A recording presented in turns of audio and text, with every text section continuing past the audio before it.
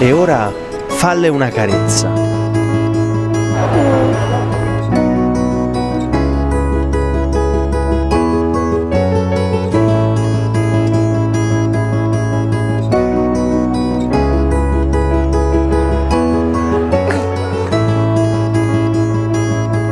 Falle una boccaccia.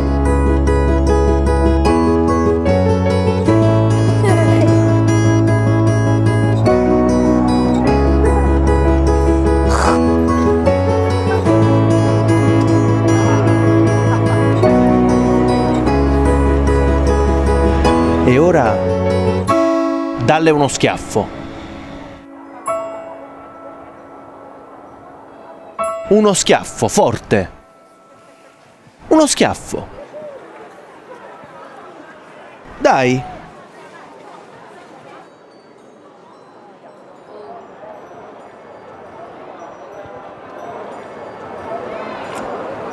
No? No. No. Ce lo do.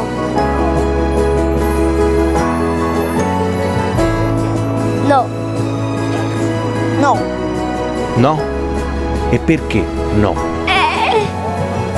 Perché lei è femmina. Non ce la posso mai dare. Perché le femmine non si picchiano. Perché così si fa male. E perché Gesù non vuole far picchiare. Prima cosa è bellina e non glielo posso dare. Perché è una ragazza. Perché sono contraria alla violenza. Si dice anche le donne non si devono toccare nemmeno con un fiore. E perché è brutto. Oppure con un mazzo di fiori. E perché sono uomo.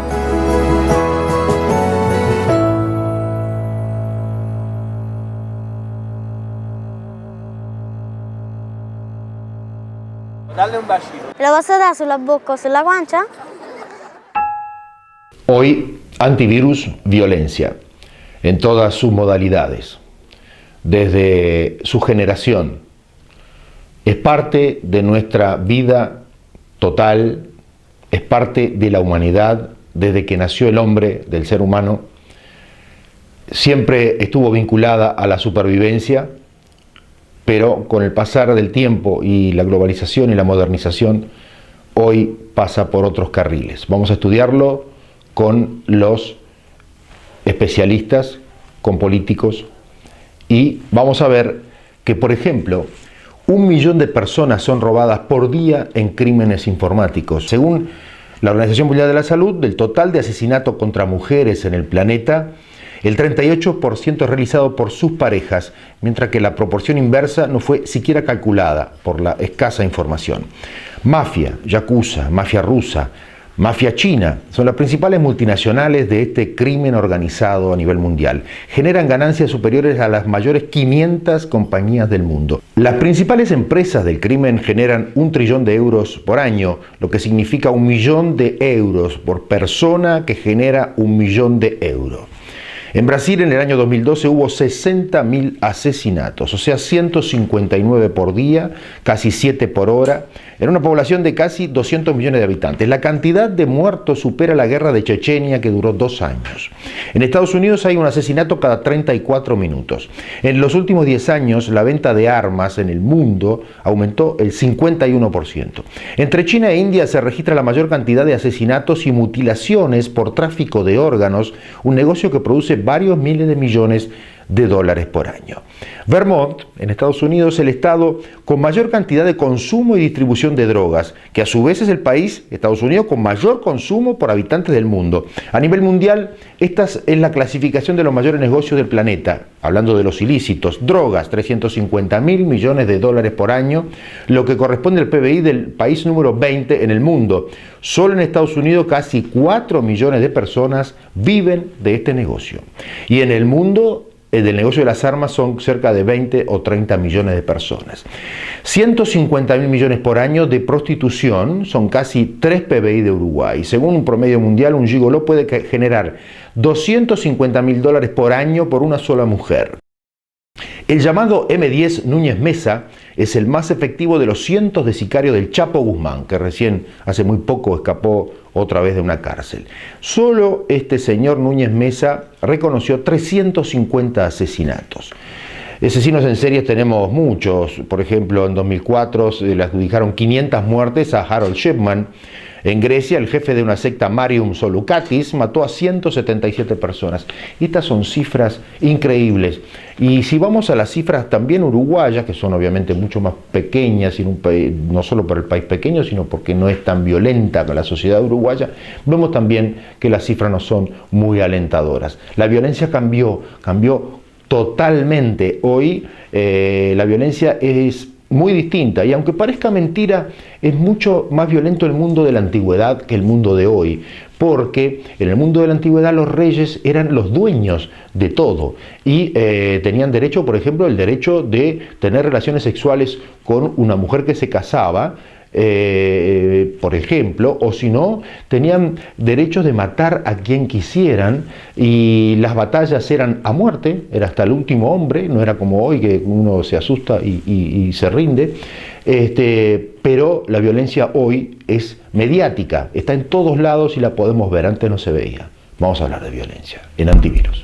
En nuestro país, la violencia lamentablemente está instalada desde hace un largo tiempo y cada vez con más frecuencia encontramos situaciones en los colegios, en las escuelas, en casa, en el tránsito, en la vida cotidiana, en cualquier lugar.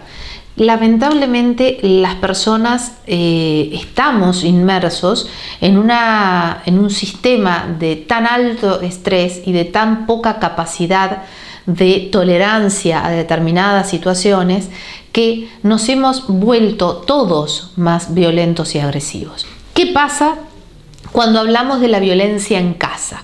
Bueno, también tiene que tener un límite y sancionarse. Cuando llegan las personas, algunas, en realidad el porcentaje es mucho más alto de mujeres, pero también hay hombres golpeados. Pero cuando llegan las mujeres a los hospitales, a las salas de emergencia, a las mutualistas o a los consultorios pidiendo ayuda, y uno los ve golpeados con una extrema agresión a nivel físico, entonces siempre decimos, bueno, ¿tenemos posibilidades de ayuda? Sí, por supuesto. Tenemos muchas posibilidades para ayudar, pero necesitamos la colaboración y la voluntad de la persona que quiera ser ayudada realmente, porque la ayuda tiene que ver con cortar con ese círculo de violencia. Entonces, el primer golpe, el primer ojo negro, la culpa es de quien pegó. La segunda vez que ocurre, la culpa es de la persona que lo permitió. Porque si no se corta inmediatamente el círculo de violencia, va a seguir rodando y cada vez va a ser una bola de nieve más grande. Entonces te golpeo, después te pido perdón, te doy un beso, te compro flores, te digo que te quiero, pero la semana siguiente te voy a volver a golpear. Y ahí se genera un vínculo altamente patológico que, si no se corta de raíz, terminamos mal. El fenómeno de la violencia se ha venido instalando, creo que es un proceso actualmente de franco deterioro.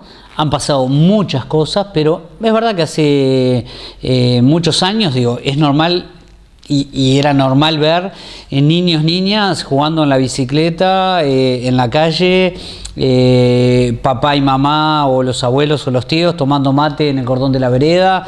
Ese tipo de cosas cambiaron. Hay gente que te dice, bueno, no podemos pensar más en Maracaná, pero en realidad son puntos de referencia que yo creo que de alguna manera uno tiene que empezar a decir, bueno, ¿qué es lo que tenemos que conquistar? ¿Cómo lo tenemos que lograr? Y hay cosas que han pasado. En Uruguay el tema de la pasta base sin duda impactó, pero si uno piensa en el narcotráfico o en el micronarcotráfico, pensemos en el alcohol. Muchísimos delitos, mucho más que por sustancias como la pasta base, se cometen con presencia de alcohol.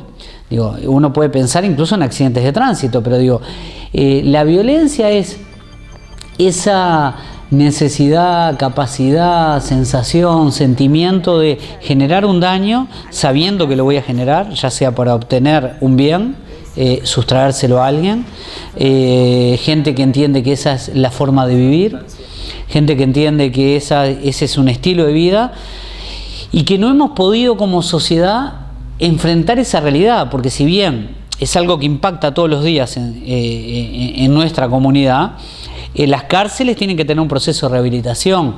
El proceso de rehabilitación no es solo hacer herrería, carpintería, huerta, sino que hay que trabajar en la génesis y la motivación que llevó a ese delito. Y bueno, ahí puede estar la inserción social, la formación del punto de vista educacional, las herramientas intelectuales que tiene esa persona, dónde está inserta socioculturalmente, qué respuestas institucionales tiene, cuando sale de la cárcel, dónde vuelve, qué se hace por ellos. O sea, hay tanto por hacer, pero tanto, y de una manera que se relaciona tan intensamente, que toda respuesta tiene que ser integral, y no basta con las que tenemos hasta hoy. Si seguimos de esta manera, es cada vez peor, porque hoy se contrata gente para matar a alguien, el fenómeno de los sicarios.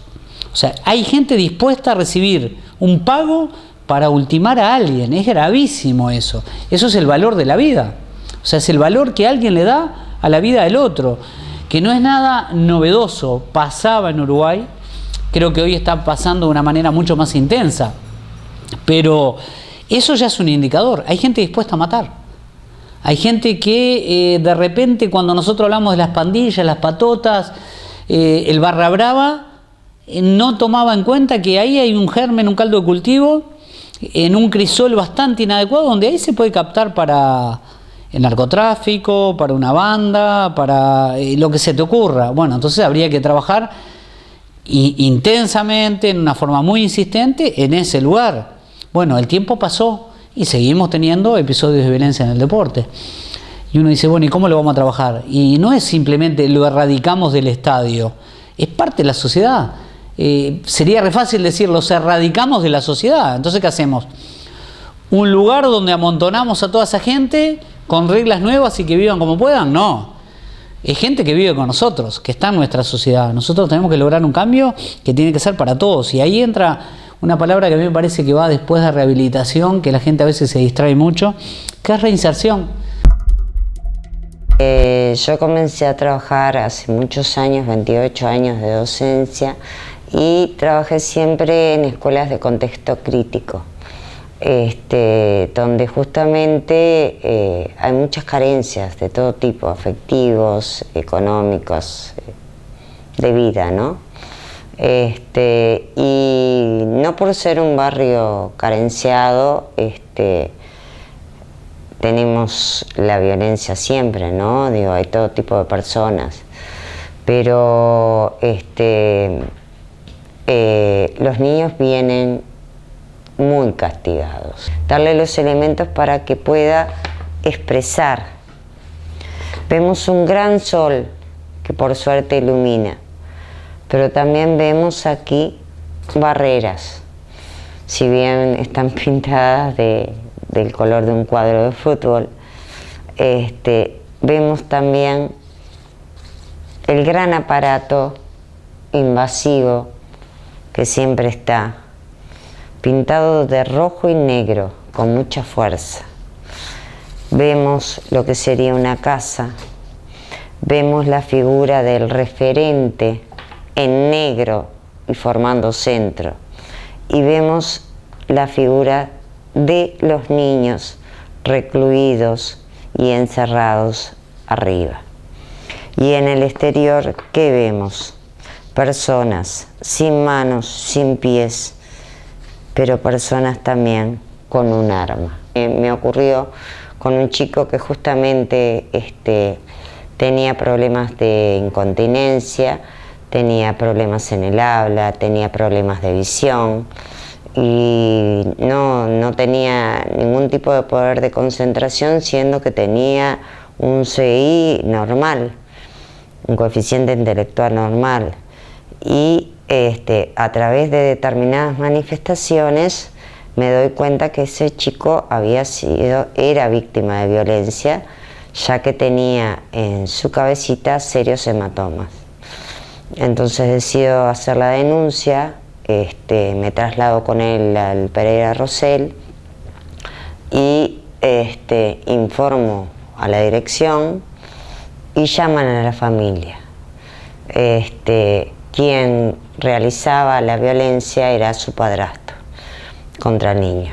Le daba la cabeza contra la pared para no dejar huellas y permanecía encerrado en el baño luego de esta situación.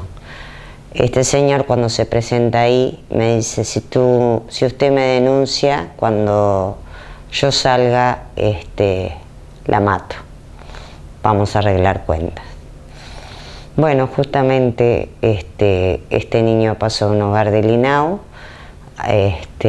La mamá se le daba un dinero para que lo fuera a ver, porque también era responsable, y la mamá no iba con ese dinero a ver al niño al hogar, iba a ver a su compañero. Ese señor salió después de 6 meses y me esperó en la esquina de la escuela. Y bueno, tuve la gran fortuna que entre compañeros y vecinos me rescataron. Y fue muy duro, fue muy feo para el niño todo ese proceso, fue muy feo para mí, para mis compañeros, y yo me pongo en el lugar hoy de cada una de mis compañeras que están siendo víctimas de violencia y digo, nos han pegado trompadas, nos han insultado, y generalizo. ¿Qué estamos esperando? Bueno, yo creo que mejorando las condiciones de vida de muchas personas que nacen en un ámbito donde la violencia es lo común. ¿Cuántos chiquilines no están haciendo en el Uruguay de estas últimas décadas? No en el Uruguay que yo conocí de joven, porque estas cosas, las inconductas o determinadas soluciones políticas que seguramente no se hicieron con mala intención, pero que tuvieron resultados absolutamente contrarios a los que se esperaba. Por ejemplo, haber liberalizado de la mañana a la noche los alquileres implicó que mucha gente se vio obligada a buscar en tierra ajena, a rapiñar tierra privada o tierra pública y generar asentamientos que extendieron la mancha urbana, que hace que la ciudad de Montevideo sea de las más caras de la tierra. Porque después, una vez que el asentamiento se ha consolidado, lógicamente la gente aspira a tener los servicios que no puede pagar y que la colectividad toda la debe pagar. Mal negocio ese tipo, si es que de negocio podemos hablar.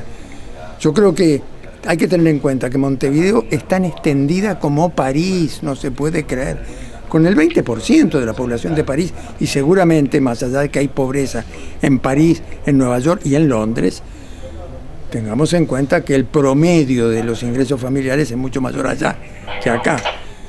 Entonces, muchísimos niños, chiquilines, niñas y niños que están naciendo en muchos hogares, que ven que sus hermanos mayores o sus padres o sus abuelos tienen las armas allí, que se van enterando de que han rapiñado a gente o que han contribuido a ser personas que han actuado como sicarios, que reciben una cifra ridícula por balear a alguien que le ofrece determinada suma bastante acotada, por eliminar un competidor en esta suerte de flagelo que la humanidad está teniendo con la drogadicción terrible y lo peor con la pasta base que nos destroza el cerebro. Por suerte, finalmente el Estado uruguayo el año pasado, el anteaño en realidad, se decidió hacer un estudio de prevalencia de violencia doméstica. Digo el Estado porque lo hizo el Instituto Nacional de Estadística, pero lo pagó Naciones Unidas. Y ese estudio dio que 3 de cada 4 mujeres en algún momento de su vida fueron víctimas de violencia de género. Y determinó además que en este momento concreto 170.000 mujeres están siendo víctimas de violencia doméstica en Uruguay. Con lo cual, cuando nos asustamos de las 26.000 denuncias que tenemos por año, quiere decir que solo una cuarta parte de esas mujeres están denunciando, ¿no? Las demás están sufriendo en silencio en sus casas. Se llevan estadísticas fundamentalmente sobre las mujeres, en términos de las mujeres muertas, ¿no? Y bueno, y este estudio de prevalencia que se hizo ahora. Con respecto a los niños, el INAU, sobre todo a través del CIPIAF, lleva algunas estadísticas que tienen que ver con las denuncias. Pero tenemos que tener claro que cosas como, por ejemplo, el abuso sexual infantil, lamentablemente es uno de los crímenes más ocultos del mundo. Las estimaciones confiables dicen que solo el 1% de los casos de abuso sexual infantil finalmente el abusador es castigado, ¿no? porque además lamentablemente, igual que el tema de la violencia contra las mujeres, es mucho más probable, corre más riesgo un niño en su casa que en la calle, ¿no? Pero bueno, digo, es parte de la cultura. De todos modos te voy a decir que en todas partes, lamentablemente, los que se llevan la palma en cuanto al tema de tanto sea del abuso como del golpe, como de todo lo demás, son los varones, porque lamentablemente los varones desde chiquitos son educados a que los conflictos se resuelven a las piñas, ¿no? Y son educados a que hay que golpear y hay que ganar y hay que ser machos y hay que, ¿no? Entonces, digo, en realidad yo no te estoy diciendo con esto que no haya algunas mujeres que abusan de sus hijos, pero en la mayoría, en la inmensa mayoría de los casos, más del 90% son los varones aquellos que agreden a los niños, etc. Eso no quiere decir que muchas veces no haya algún tipo de maltrato, entre comillas, a los niños, pero también hay otra cosa que tenemos que pensar, ¿no? Las mujeres en este momento son quienes más están solas con los niños. Un último estudio que se hizo hace poco demostró, por ejemplo, que el 50% de los padres separados no se ocupa de sus hijos, no los visita, no les pasa pensión, entonces, digo, muchas veces se puede decir, esta mujer que le grita a los... Bueno, pero las mujeres en definitiva seguimos siendo quienes nos hacemos cargo, digamos, de cuidar a los niños, de cuidar a los viejos, de cuidar a los enfermos, las colegas acaban de terminar un estudio que también hizo el INE, las que se dedican a trabajo no remunerado, y el 70% del trabajo no remunerado de este país lo hacemos las mujeres. Tú fíjate, la principal causa de muerte violenta en las mujeres en el país no se estudia ni en la escuela primaria, ni en la escuela secundaria, ni en la universidad, no se estudia en medicina, no se estudia en derecho, no se estudia en psicología, no se estudia en sociología, es decir, las que estudiamos esto o las que sabemos de esto, bueno, yo tengo un doctorado en esto, pero porque a mí me interesó estudiar el tema, porque lo profundicé, el doctorado ni siquiera es de acá, es de la Universidad de Buenos Aires, y bueno, porque realmente nos ha interesado el tema y preocuparnos por el tema. Hay algunas veces cursos breves de posgrado, cátedras libres, cosas por el estilo, pero realmente yo, si fuera autoridad de la educación, sería uno de los temas que pondría como obligatorio desde el jardín de infantes.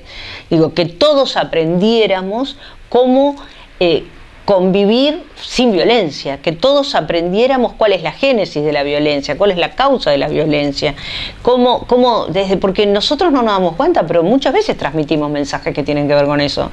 Cuando al nene que es chiquitito le decimos que él no se tiene que dejar llevar por delante y que se tiene que agarrar a trompadas cuando tiene algún problema, y a la nena le estamos diciendo que tiene que ser una princesita sumisa y decir a todo que sí, ya ahí estamos creando la génesis del problema.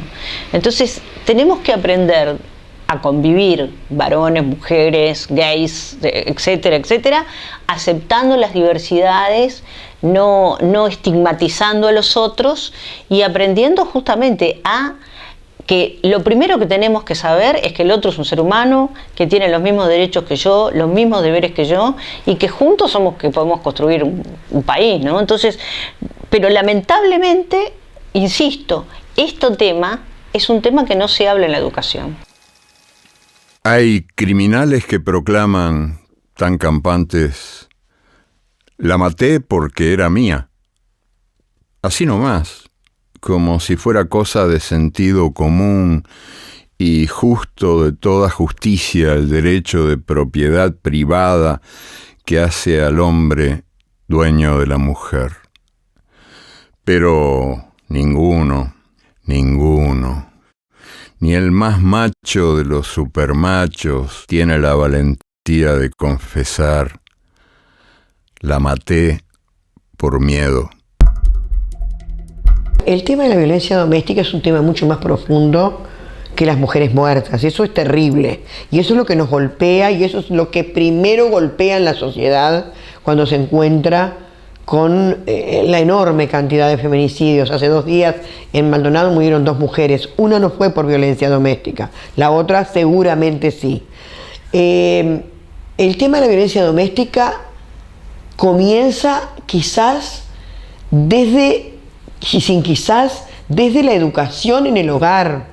Sin duda, si yo provengo de un hogar violento, voy a tener una persona violenta, sea varón o sea mujer. No se trata tampoco en este caso del sexo de la persona, porque la violencia se absorbe en el hogar, pero la violencia es solo el golpe, es el asesinato, no, esa es la última forma. Pero hay otras formas, como por ejemplo la violencia psicológica, que deja secuelas terribles que no se pueden corregir. Que no se pueden corregir, sí, con el tiempo, a través de un tratamiento psicológico adecuado, pero dejan marcas que no se van más. Entonces, eso que es tan difícil de comprobar cuando una mujer va y hace la denuncia sobre violencia psicológica, es muy difícil de comprobar. Entonces la mujer a veces se encuentra acorralada. Sin embargo, el golpe deja la marca y se puede ver. La marca de la violencia psicológica no se puede ver y quizás es mucho peor que el golpe. Y con esto yo no estoy defendiendo a que se golpee, sino que estoy diciendo que hay otras formas de violencia que también son terribles, de las que poco nos ocupamos. En cuanto a que las leyes son protectoras para la mujer, yo no sé quién lo dijo, porque la ley de violencia doméstica no habla que sea una ley para las mujeres. Es una ley que protege a cualquier persona, más allá de su sexo, condición social, etcétera, etcétera, que sea víctima de un tipo de delito de violencia doméstica. Ese es el gran error, ese es uno de los problemas de los comunicadores y las comunicadoras. Es una ley para mujeres. No, señor, no es una ley para mujeres, porque hay ancianos que son víctimas de violencia doméstica y son hombres, son varones. Hay varones muy pocos que mueren víctimas de violencia doméstica. Y los que se suicidan después que matan a la mujer también son víctimas de violencia doméstica. Lo que sí no se puede negar es que nos matan a nosotras, que generalmente hombres son muchísimos menos. A mí me rechina, me molesta que se diga que nosotros hemos escrito leyes para proteger especialmente a las mujeres. Y eso de que somos débiles es la mayor mentira que he escuchado en la vida.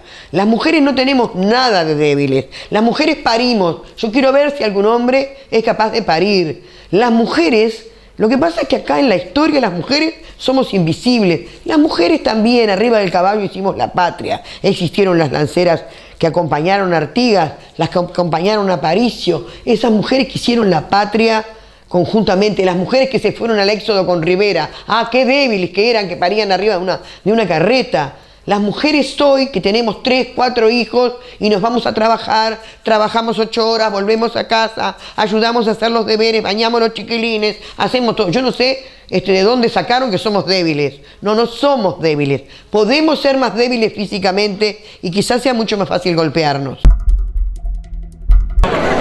Y bueno, tú lo has dicho, hay un problema cultural gigantesco. Aparte yo creo que cada vez más en la medida que la sociedad que vivimos, la globalización, hace que el hombre, la persona, el ser humano esté más en función de bienes materiales, generando muchas veces la angustia de no lograr todos los bienes materiales que se desean, donde se entra un fenómeno de competencia, de obsesión por el consumismo, genera esas frustraciones que terminan canalizándose de alguna forma.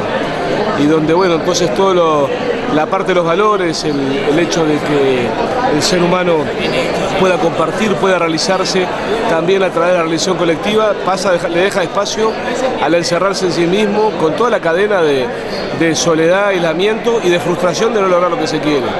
Y bueno, y eso se suma a una sociedad que alimenta eso, tú lo dijiste, ¿no? O sea, los programas de televisión, los videojuegos, por todos lados está el paradigma de la violencia, es el paradigma que gobierna, ¿no? Parece que fuera mucho más difícil lograr atraer la atracción de un ser humano con una buena acción que con alguien que le revienta la cabeza al que tiene al lado. Y bueno, yo creo que hay que, primero, hay que combatir el que la sociedad viva en función del consumo. Lo que importa más que el consumo son los valores. Por supuesto que a todos nos gusta vivir bien, pero si para eso nos deshumanizamos y aparte agredimos el medio ambiente, estamos locos. Así que hay que trabajar en generar una cultura diferente, una cultura que sea la tolerancia, el respeto, del ser solidario, de que vale la pena dejar de ganar algo, pero si uno puede ayudar a un ser humano, ¿no? Y eso hay que predicarlo con el ejemplo. Gracias, amigos, por estar con nosotros en Antivirus. En el próximo programa vamos a hablar de CERTAL, el Centro de Estudios Regulatorios de Telecomunicaciones para América Latina. Algo muy interesante. Hasta la próxima.